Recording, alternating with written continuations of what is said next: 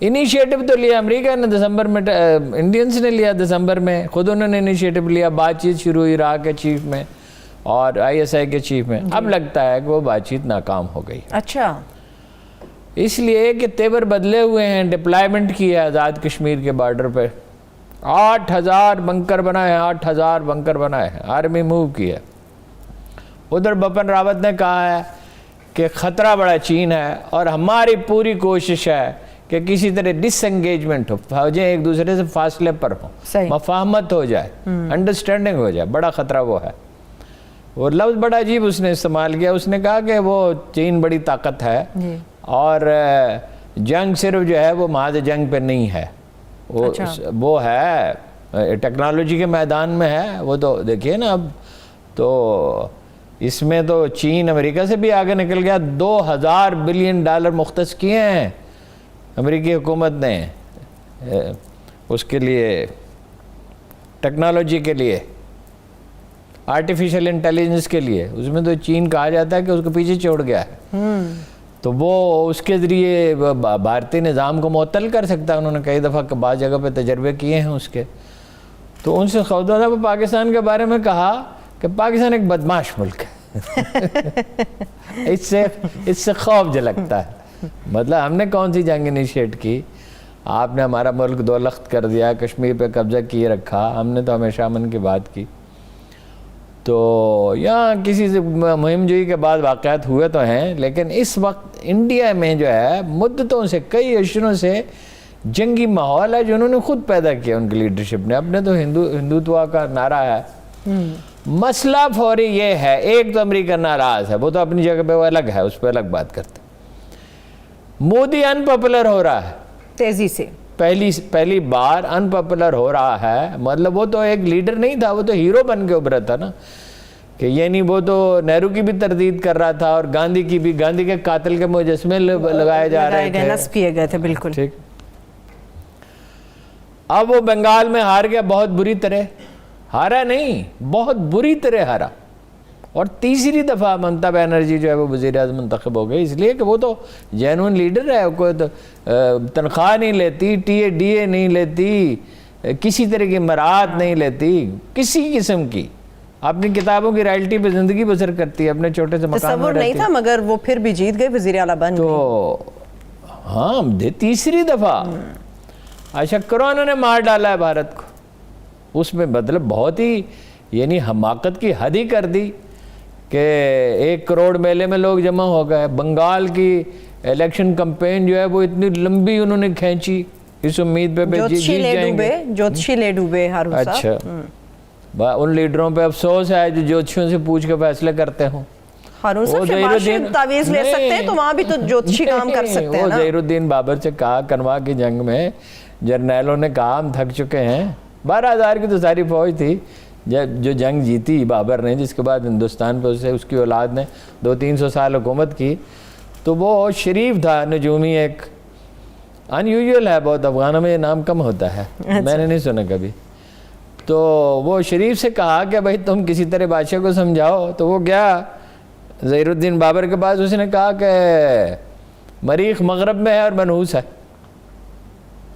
نہیں گیا نہیں. اس نے کہا میں یہ کہوں گا اسے. اس کو پہلے انٹیلیجنس نے بتا دیا. انٹیلیجنس تو ہمیشہ ہوتی ہے کہ شریف آئے گا اور یہ کہے گا. اس نے شریف کو ملاقات کا وقت ہی نہیں دیا.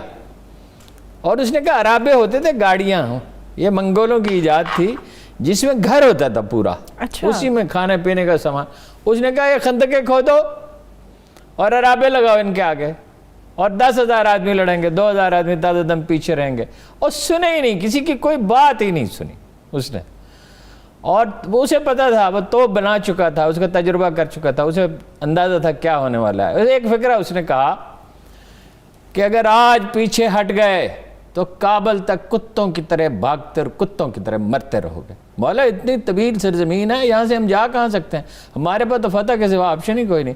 اس دن اس نے بادنوشی ترک کی، وہ برتن توڑ دیے اور توبہ کی اور اس پہ قائم رہا. پھر عجیب و غریب آدمی تھا. بابر کے بارے میں کہا جاتا کبھی جھوٹ نہیں بولا اس نے. خامیاں بھی تھیں، لیکن ہیرلڈ لیم کہتا پرنس آف آل پرنسز. خیر، فتح کے بعد اس نے جب توپیں چلیں تو توپوں کے سامنے فوج کیا ٹھہرتی؟ ٹھیک ہے، پھر 2000 تازہ دم آدمی نے حملہ کیا جب انہیں تھکا دیا تو ظاہر ہے فتح حسین شکار شریف کو بلاؤ، دربار لگایا گیا۔ غیر معمولی بات یہ ہے کہ اس کو اتنا یقین تھا وہ دشمن کے خوفزدہ ہونے کا کہ ان کا پیچھے نہیں کیا، یہ جنگ کے اصول کے خلاف ہے۔ پھر کہا شریف کو بلاؤ، شریف مریخ کہاں ہے؟ اس نے کہا جناب والا معافی چاہتا ہوں۔ دیکھیے یہ ہوتا ہے، یہ معاملاتی سازشیں ہوتی ہیں اور طرح طرح کی چیزیں ہوتی ہیں اور نفسیاتی جنگ ہے۔ اس نے بپن راوت نے بھی یہ کہا کہ نفسیاتی جنگ ہے بڑی خوفناک۔ وہ چین سے تو بہت بری طرح ڈرے ہوئے ہیں۔ اب پاکستان کے بارے میں کیا کہا، یہ بڑا دلچسپ ہے کہ جی ڈرون سے اسلحہ گرا رہے ہیں۔ وہ تمہارے اتنے ہیلی کاپٹر ہم نے گرا دیے، ڈرون گرا دیے تمہارا جہاز گرا دیا، پائلٹ گرفتار کر لیا۔ اور پاکستان کا کوئی ڈرون بھی تم نے گرایا ہے؟ کوئی ایک تو گرایا ہوتا، کوئی تصویر ہی ہوتی، کوئی فلم ہی ہوتی۔ ہمارا کوا تو مار گرا۔ اور جنرل نروانے نے کہا 20 دہشت گرد کیمپ ہیں، وہ دنیا میں انٹرنیشنل میڈیا کو کہیں نظر نہیں آتے، کہیں اس کا ذکر دنیا میں نہیں ہوتا۔ کہتے ہیں جی کنٹرول لائن کے قریب ویب سائٹ پہ بھی اس کا ذکر نہیں ہوتا۔ کنٹرول لائن کے قریب ویب سائٹ پہ تو کوئی بھی چیز لوگ ڈال دیتے ہیں۔ اب ہو سکتے ہیں اسرائیلی خوش ہوں گے، آپ کو پتہ ہے اسرائیلی جنرل انڈیا میں موجود ہیں اور آج سے موجود نہیں ہیں۔ اسرائیلی سولجر بھی موجود ہیں، اتنے موجود ہیں کہ آزاد مقبوضہ کشمیر کے بعد دکانداروں نے اور حجاموں نے عبرانی زبان کے کچھ لفظ سیکھ لیے ہیں۔ اچھا، وہ وہاں بیٹھتے ہیں۔ اچھا وہ بھی خوش ہوگا، ظاہر ہے امریکہ بھی خوش ہوگا کہ کوئی بات نہیں سن رہا پاکستان کیا سنے وغیرہ، یہ اڈے دیں، اڈے کیسے دے سکتے ہیں؟ لابی بہت ہے امریکہ کی مضبوط، ہمارے دانشوروں میں ہے۔ یہ جو بڑے روس کے حامی بنتے تھے اور امپیریلزم کے مخالف بنتے تھے یہ ہیں، یہ کمیشن وغیرہ ہیں، کچھ دانشور ہیں، وزارت خارجہ میں بھی لوگ ہیں اس سے موجود ہیں۔ یہ تھوڑی آپ نے وہ کیا کہا تھا اس نے، جیو اکنامکس، جی کس نے؟ قریشی صاحب نے کیا کہا تھا؟ وہ سی پیک پہ تو ناراض ہیں ہی، اب خان صاحب نے اور ناراض کر دیا، بات تک نہیں کی۔ ویسے میرا خیال ہے 2-4 منٹ کے لیے مل لیتے، کیا تھا، مگر جب وہ اپنے اس پہ تلے ہوئے ہوں تو پھر آپ کو پتہ ہی ہے۔ کیا انڈیا کی چاہت یہی ہے کہ جنگ ہو جائے یا جھڑپیں ہو جائیں؟ نہیں، جنگ کا تو نہیں سکتا۔ جیسے وار ہارڈنڈ آرمی، یہ ایک عجیب فوج ہے۔ میں آج کل ایک کتاب پڑھ رہا ہوں، دا اسٹولن وکٹری، ایک تاریخ ساز کتاب ہے، یہ تاریخی کتاب ہے۔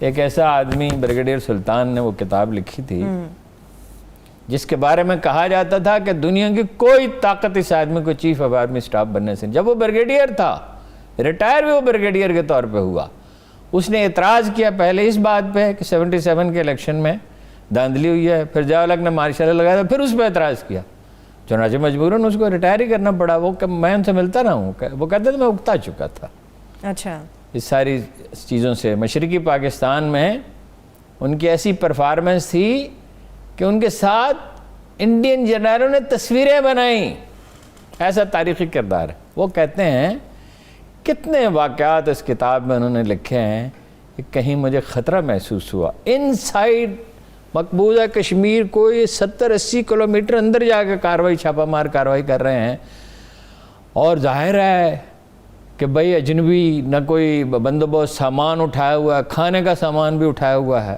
1-1 پاؤنڈ کی 15-15 روٹیاں تھیں اس میں۔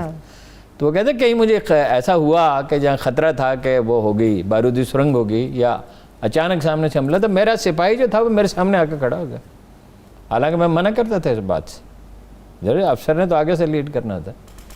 یہ ایک بار ہارڈنڈ آرمی ہے،